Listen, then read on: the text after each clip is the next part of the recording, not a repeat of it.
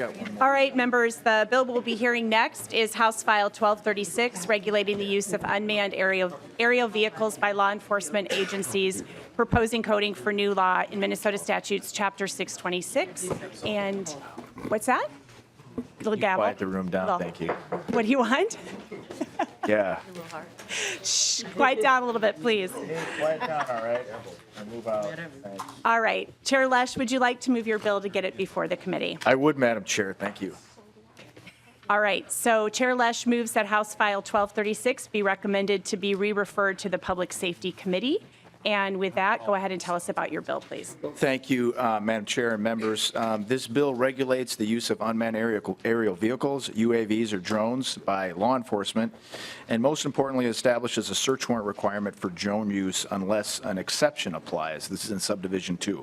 These exceptions would be in an emergency that involves a threat to life or safety, in a public area if law enforcement obtains a court order based on reasonable suspicion of criminal activity, to counter high risk of a terrorist attack, or in situations of man-made or natural disasters. Now, if the drone is used under one of these exceptions, law enforcement just has to submit the statement to the district court within 2 days. The bill also includes several limitations, including that it has to comply with FAA requirements and guidelines. Acquisition of drones has to be approved by the governmental entity overseeing the agency. Unless authorized in the warrant, data collection must be on a clearly and narrowly defined target and must avoid other individuals' homes or areas. This is the dragnet rule. The agency may not deploy facial recognition or other biometric technology unless authorized by a court order or warrant, and it may not be equipped with weapons. The bill classifies drone footage as criminal investigative data and mandates deletion of the collected data on a person or place not subject to the warrant within 24 hours. And this subject of drone surveillance will eventually receive notice similar to the tracking warrants that we passed and are repassing. So, and there are reporting requirements on law enforcement and court administration in subdivision 10. Members, we've tried to pass some version of this bill since 2011. And there have just been, one of the reasons that we've been unable to pass it is because there have always been really big fish to fry, like the cell phone exploitation devices, like license plate readers, like police body cams. And all of these major issues have sucked all of the oxygen out of the room and have prevented us from getting ahead of this. So now we're a good decade and a half behind our ability to see what's actually going on in the monitoring of Minnesota residents. So that's one of the reasons why we're offering this to try to get ahead of it. And with that, I would introduce Ben Feist with the ACLU, who's supporting the legislation. Welcome, Mr. Feist. Go ahead. Madam Chair, members of the committee, my name is Ben Feist, and Legislative Director with the ACLU of Minnesota. The ACLU of Minnesota strongly supports House File 1236. As Chair Lesch mentioned, this has been a work in progress for many years now. Chair Johnson had authored drone regulation bills in the past as well, and the version that we have before us today has been vetted over the years by the BCA and law enforcement to address some of the concerns. I think they may still have a few as this goes forward, but this is definitely a version that has tried to bring everyone to the table and get to a point where we can reasonably restrict drone use in Minnesota. Simply put, drone surveillance turns on its head the American principle that we don't watch innocent people just in case they do something wrong. Unregulated, warrantless drone operations have the potential to interfere with Minnesotans' reasonable expectation of privacy, chill First Amendment protected activities, and lead to discriminatory targeting. The pace at which surveillance technology has evolved in recent years has far outstripped the pace at which our laws have adapted to protect individual privacy. As Chair Lesch mentioned, again, this is a great opportunity to catch up on this technology before it is used everywhere in Minnesota. There are certain departments that have already put drone programs in use, even though there is nothing in state statute regulating how that should work. And it would be great to get a statewide regulation in place. I think it's important to note that drones are a new and powerful technology. Unlike helicopters or other police vehicles, they're not subject to a lot of the same practical limitations that we've seen in the past. For example, helicopters tend to be very costly, require trained human pilots, launch pads, flight and ground crews. Drones, on the other hand, are cheap, and they're getting to be increasingly powerful and can be used for secret surveillance in a way that helicopters and other technologies haven't been able to. Ultimately, this bill really does balance public safety and privacy rights by requiring a search warrant for those targeted drone surveillance and allowing all the exceptions that Chair Lesch already went through today. We also very much support the public accountability mechanisms in the bill.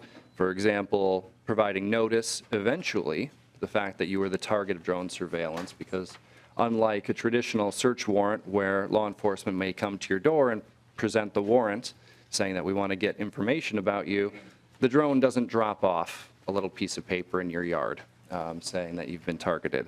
So we want that notice to come out after the investigation and a reasonable amount of time has passed. It's also tracking with some of the reporting requirements that we've had on cell phone location tracking, which will be good for the legislature to understand just what the situation is in Minnesota with law enforcement's use of this technology. But with that, I'm happy to answer any questions. Thank you. And Mr. Feist, I had a couple of questions. The first one is with that revealing the notice, is that just pertaining to warrants granted under subdivision 1? That doesn't, there's nothing that has to be disclosed with regard to the exception provisions? Madam Chair, that is correct. With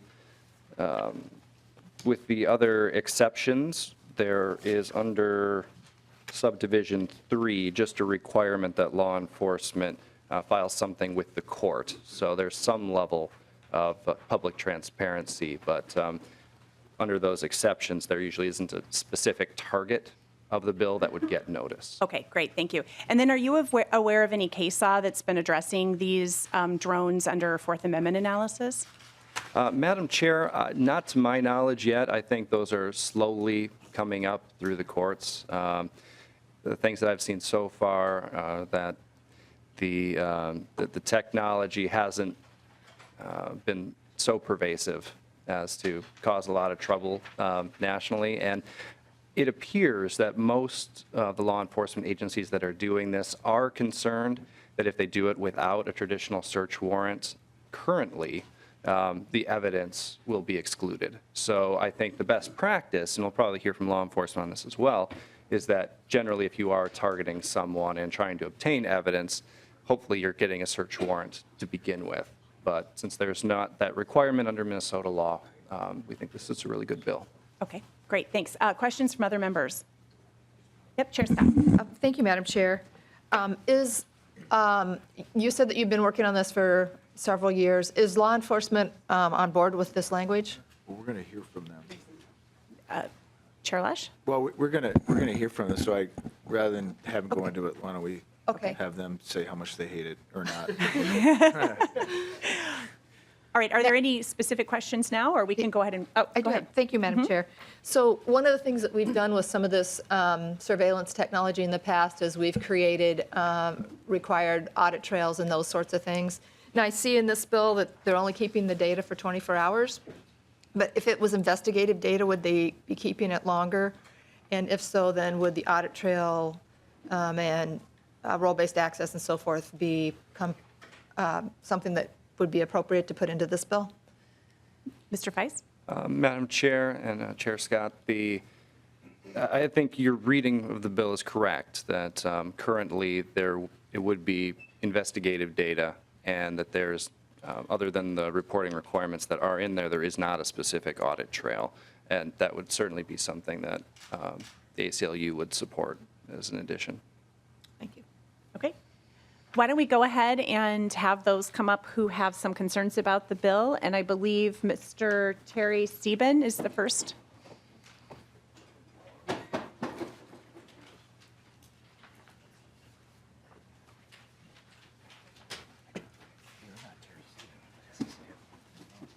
Hi, welcome to the committee. Madam Chair, members, I'm Tim Leslie, Sheriff in Dakota County, and I'll be testifying first, and then Mr. Sieben will come up if that's okay. That is just fine. Go right ahead. So despite the fear, there is no black helicopters in Dakota County surveilling people. I've had a drone program since January of 2017. Dakota County is the third most populous county in the state. We have tremendous critical infrastructure that we care for, 11 police departments, none of which have drones. I'm the only agency of law enforcement that has drones. In my calculus to decide whether to have a drone program or not, I took into account what is located in Dakota County. We have a refinery. We're adjacent to a nuclear power plant. We have our share of weather disasters, possibly some spring flooding coming up this year. It fits within our mission. My mission is to be progressive, to care for the constituency that I represent in Dakota County. We want to be efficient as well. We want to make sure that when there's a fatal car crash and we can take photographs by using a drone, that we get those crash scenes cleared quickly so people can get to work or get home from work. Nothing against the state patrol, but it's much less costly than a helicopter, significantly. I think a helicopter is about $600 an hour. I think we run the drone for about $20 an hour. Plus, it doesn't wake up the entire community when you're searching for a suspect in a cornfield. My constituents, again, do expect that I do things efficiently, but also balance that with the responsibility to do things with the trust relationship I built with the county residents that I serve. We're very deliberate when we began our research for our program. We sent someone to school. We have a pilot on staff who's a private pilot, and he attended school, did the research, made recommendations on what we thought would be an appropriate purchase for the county. But I also answered the public safety question for the fathers, the mothers, the sons and daughters that we employ as law enforcement. Why would I put people in harm's way when I can use a device like a drone to take pictures inside a refinery or take pictures inside the nuclear power plant where there's some weird chemical floating around or some kind of, or take a look at a tornado that just hit in the county? I would rather have a device like a drone take those photographs rather than put a human being in those circumstances. Some of the elements of our program, we never surveil people. That's not in our policy. It's in our policy that we never surveil people. So what do we do? The primary purpose in this program that we've had for the last 2 years has been crime or crash scene photography. So if you have a serious event with a police officer involved shooting, maybe a murder scene or a fatal car crash, you bring the drone out to capture that scene. And then in the judiciary, the bench in Dakota County has come to expect it. They want to see that view of the scene, the overall scene where everything was laid out. It's a wonderful way to illustrate what we faced when we got there. Lost or missing person search. That's the second most popular thing. We have a lot of parks in Dakota County where people go for walks, they ride horses, they do things. If someone goes missing, that's the next most popular thing we do. Suspect search is probably the third most popular. We do that after someone would run from a stolen car, and run into the cornfield. We'd be able to bring the drone in and take a look to see if we could find that. And then the last thing would be tactical deployment on a SWAT scenario where someone is holding someone hostage or is barricaded in a building. We would have the high ground. Those of you who have been in the military understand how important it is to get the high ground so that someone can't get hurt that's there on the scene. Sheriff Leslie, if you could wrap up your Yeah, points, that would be just helpful. Thank you. I think the most important thing is we review every use of drones in the county with a Citizens Advisory Council.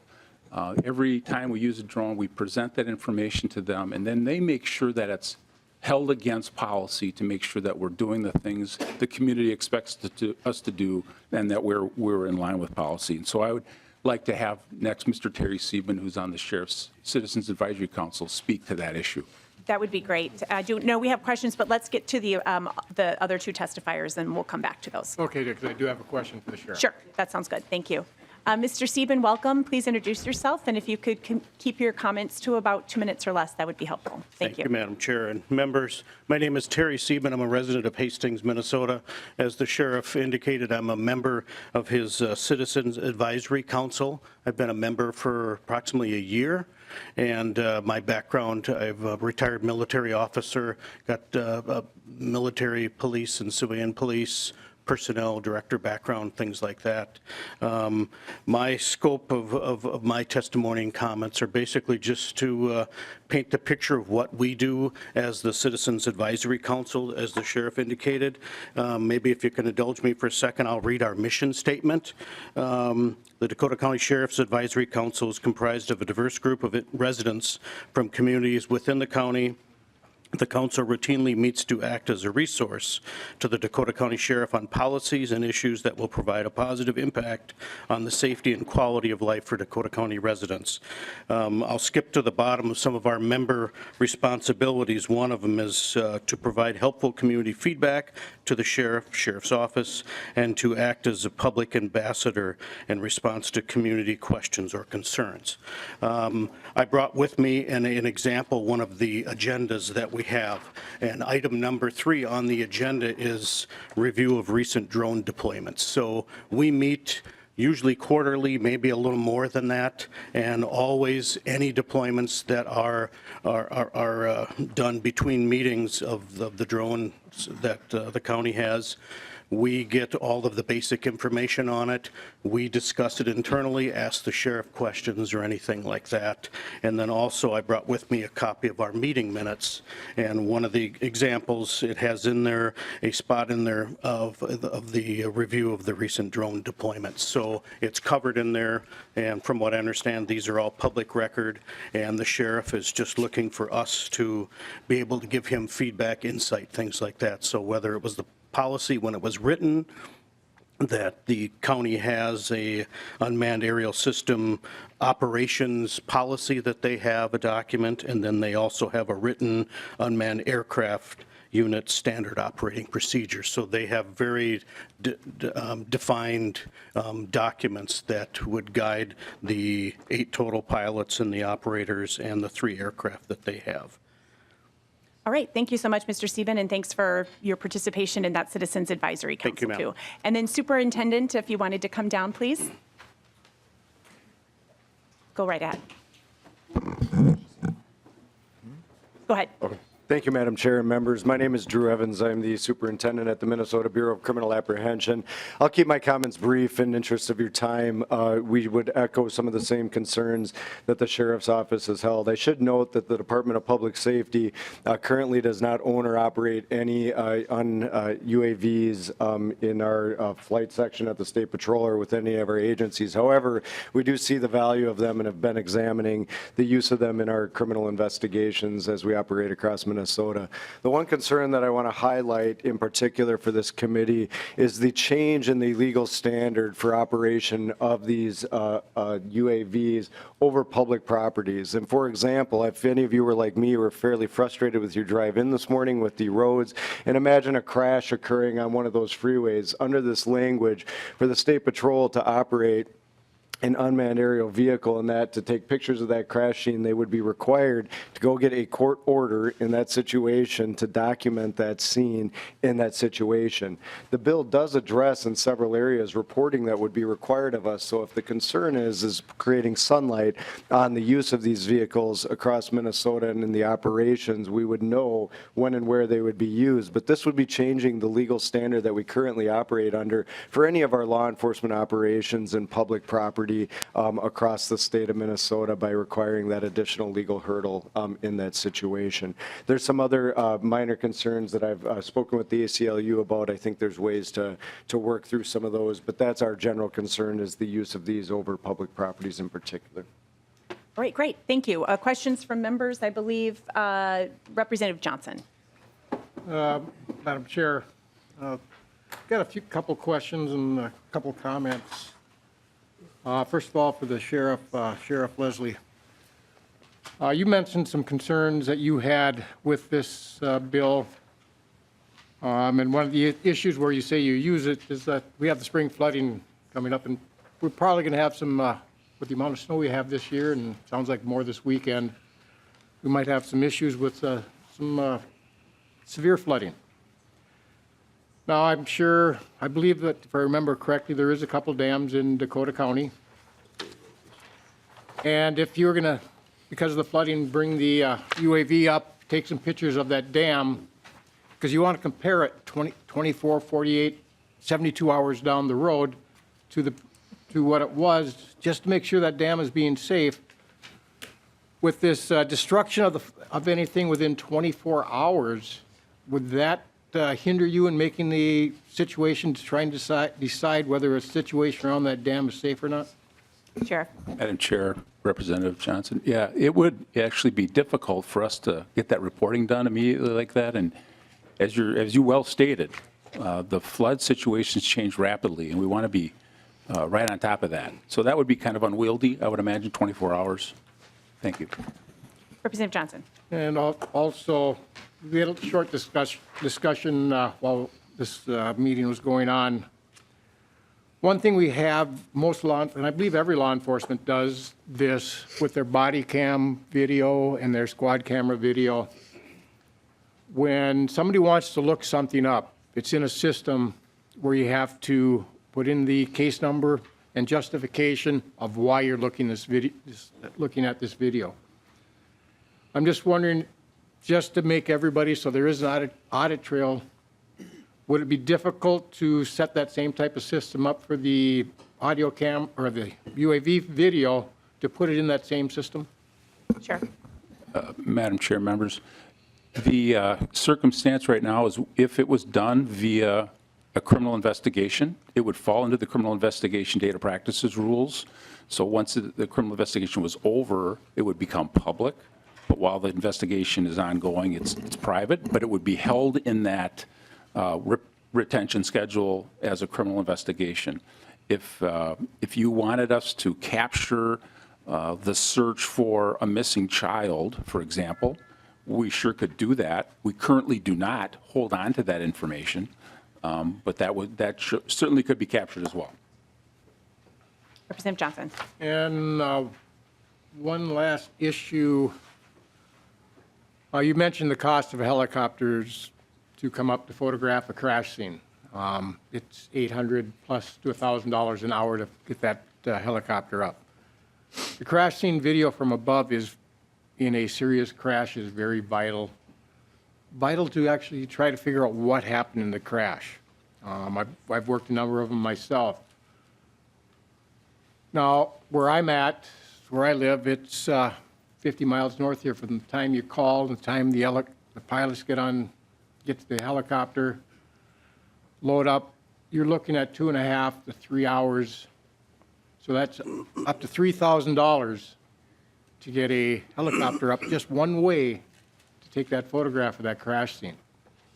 That's expensive. You start figuring out the cost, where by the time you get the UAV up and down at $20 an hour, you've probably spent $2.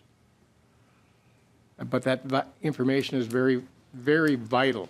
So this is a huge cost saving as far as I've actually been involved in search for people in rural areas. There's places you can't see 3 feet on either side of you, where if looking down above, that drone or the UAV is very vital to seeing people, finding these, especially these lost kids, because they do like to hide. It's a very valuable tool. But I want to also thank Representative Lesh for bringing this forward. I was in the process going to have mine bill that I've had rejacketed to get things started for next year, because I didn't think we were going to be doing it this year. There's a lot of things from my bill are in here, and I appreciate that. But with the data retention, classification, and the shortness of the quickness of the destruction, I do have some concerns. And just one last question for Representative Lesh. I know I was looking through here, I was trying to see, at one time, one of these versions of these UAV bill had in it that basically if the drone captures something outside the target area of the warrant or runs across a person, that area has to be blacked out. I'm concerned that might still be in this bill.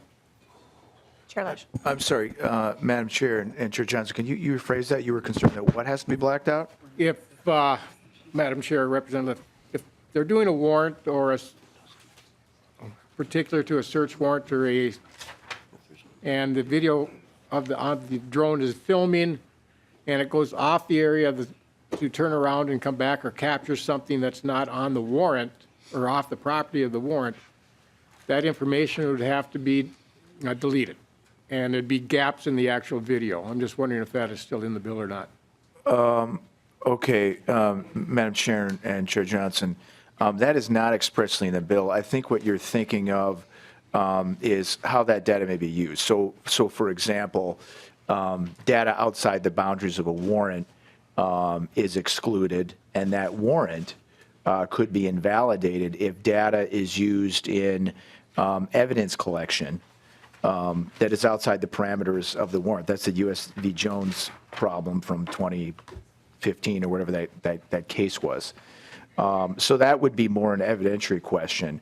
With respect to the data classification, we don't make that requirement in the law. But of course, if the purpose of the data collection is not criminal, is not used for the purposes of establishing like criminal investigation or something, well, then it's just, no, don't do that, I think. I mean, it could be, because of the way this is characterized, there may be a scenario where it could be a violation of the Data Practices Act, but that's only insofar as what is excluded or included in a data request. But we classified this as investigatory data. We did not demarc lines between private and non-private, and you get into that problem when you're, with the body cams, right? One walking down the aisle of a bus, and you got all these kids and your body camera shot, and you have to fuzz out all the other kids' faces, kind of thing, which is a real pain. So no, we don't lay that out in the bill. Representative. Yes, I'm glad to hear that, because there could be some, if it's used for evidentiary issues in the courts and you start blacking out areas or shutting things down, it could create issues in court for seeing everything and giving the defense all the information. Thank you. I just had a couple of questions. Some of the concerns that have been raised about, for example, the missing children, and wouldn't that fall under the subdivision 3A exception? Well, Madam Chair, I would note that, yes, we expressly provide provisions for threats to life or safety under 3A in situations of man-made or natural disasters in subdivision 3D. And I'd also note, the limitations of how these drones are used. Like I've stated before, the FAA, as far as they're concerned, everything above 50 feet in the air belongs to them. So there are, which I think is a little ridiculous, but that's the FAA, and you can deal with them on that. So there are other restrictions to the broad applicability of how drones can be used anyway under federal law.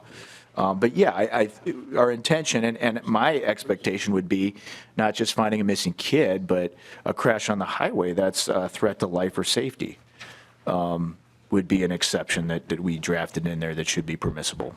And Chair Lesh, if there was some concern that language wouldn't necessarily cover the crash scene investigation, would you be open to adding that as an amendment? Has that been discussed at all? It hasn't been discussed. I mean, that's our intent. If there's a crash on the highway and you're looking at the situation of the crash, and now keep in mind, this goes into the testimonial nature of evidence too, right? If the evidence you're collecting is testimonial, in other words, the intent to build a case, that's a different situation than if your professed reason for putting up a drone or collecting evidence is for public safety. If it's for public safety and you're not intending to prosecute for that someone, it is what it is. But if you're putting up the drone to collect evidence on who else could be involved and is there a vehicle leaving the scene or something, well, that's an entirely different reason for what's been professed as the reason for the data collection. But yes, if it's for the public safety piece, then, I don't think that's what we're trying to exclude. Okay, thank you. Let's see, we've got Representative Lucero. Well, Madam Chair, that line of questioning just got at what I was getting, or what my intent of the question was. much of the testimony I've heard is those exigent circumstances on property or life. And I don't think that was the intent of the bill, but you just covered that, so I appreciate it. All right. Representative Herr. And actually, that was my question too, but I do want to add one more thing, though. I do notice that in Section D on page 220, it talked about how natural or man-made disaster so potential loss of life or property in that. But I'm curious in 3 why we wouldn't include property within that as well, because, if let's say my roof collapsed because a big tree fell on it, it's not a disaster, but, if I have a gas line in that house and there could be an issue, and the police officer wants to use a drone for that, I think that's loss of property, right? And so I guess I'm just curious why one says life and property, and then the other one just says, life involves being likely to the life or safety of a person. I'm wondering if property could be inserted in there as well. Well, I guess what I would say is, Madam Chair and Representative Herr, yeah, so if a tree falls on your house, I mean, that's a pending potential natural gas disaster or, yeah, I mean, that's our intent. I don't know if we need to include property in that or not, but we'll consider it and take a look at that if that situation is concerned about. So I'm just curious of the consistency of the two of that, but that, I mean, it's the only thing I was thinking, but thank you. Thank you. Good answer. And Representative Grassel. Thank you, Madam Chair. And question for Mr. Chair. Looking at was it line 2.1 through 2.8, and having done a lot of creeps and surveillance and using the open fields doctrine, I take my tools out into the field with me, binoculars, trail cams, whatever. Why wouldn't this, why would I have to get special permission to take this equipment with me to gather the intelligence I need to build this case? I don't need anything to use my binoculars or spotting scope, which I can, from the allowable areas, I can look into wherever I want to see what is going on.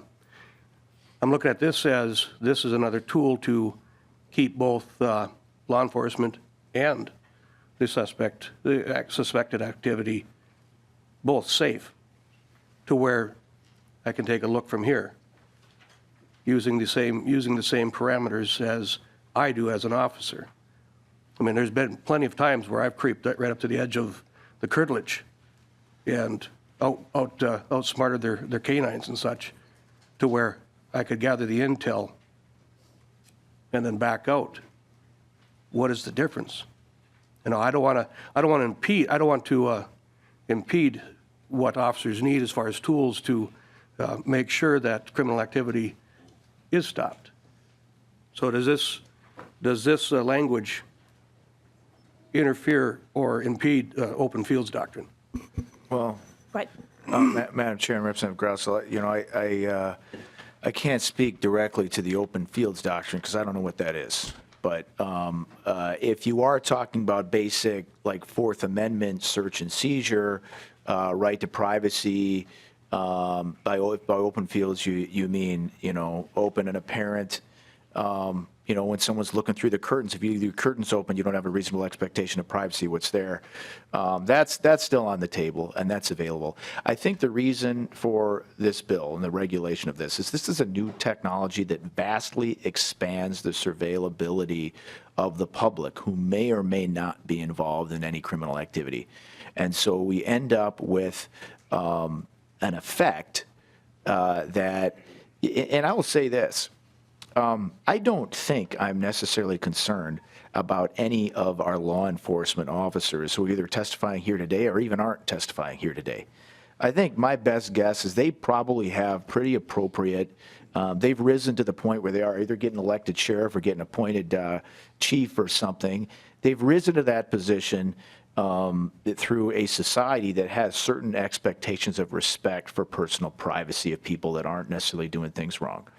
But when we're drafting these bills, we're drafting them because we see the specter of a much broader applicability under a situation where things maybe be different. You can think about the Public Safety Commission in Minnesota during World War I. for example, where we did not have that technology, but where people's personal rights were grossly violated on a regular basis because of that specter of war. People change from grasshoppers into locusts when they're scared. And when they're scared, and when a society is scared, they start acting in ways that violate the rights that we hold dear, which is why we want to place these parameters on the broader use of this technology so that 3 generations from now, maybe, if that situation does arise again, there are laws in place that we drafted here, just like the founders did, 200 and whatever years ago, to make sure that we weren't overstepping those boundaries like they do routinely in Ukraine or in Russia or in some of those other countries that I've been to where we don't have these cultures that our chiefs and our sheriffs have grown up in. So that's really the reason for it. Representative Grossell. Thank you, Madam Chair. Thank you, Chair Lesh.